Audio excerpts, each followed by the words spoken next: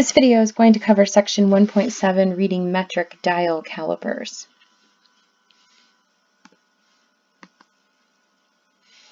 So with a metric dial caliper, normally you would have a specific dial caliper all of its own, and it would actually just be in metric.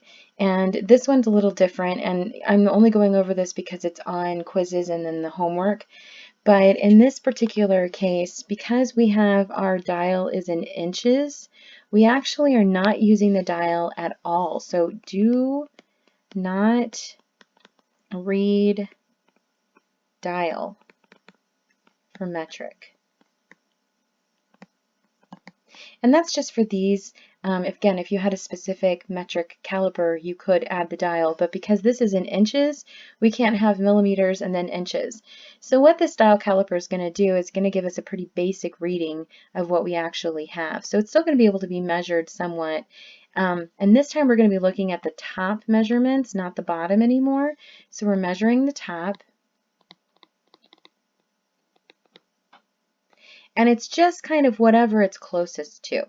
So in this case, as I'm reading this right here, my closest measurement is 12. So it's going to be approximately 12 millimeters. So all of these are going to be whole numbers because they will not have any dial reading added to them. So on this one, as I look right here, again, ignoring the dial, I'm reading just right here. My answer is it's approximately 43 millimeters. So this still gives us a good idea of internal, external diameters, depth, things like that. So it's still very useful, better than a tape measure. Not as precise as if we're measuring in standard because of the dial, but it's still going to give you a good idea. Okay, so this one right here, again, we're looking at this piece right here, and it's just reading at 62 millimeters. Okay.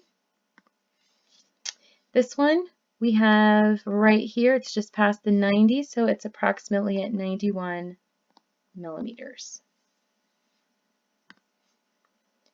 This one's pretty dead on, so we're going to go with 110 millimeters. This one's very, very small. It's maybe a little past the 1, but it's not on the 2, so we're going to call this 1 millimeter.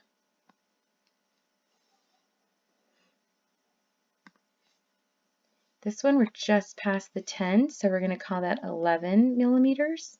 I can actually see it on that line a little bit. And finally, we're at this one, which is exactly 20 millimeters. If you'd like more practice reading these are in week 5. You can open up the folder and go through them, and the answer keys are at the bottom.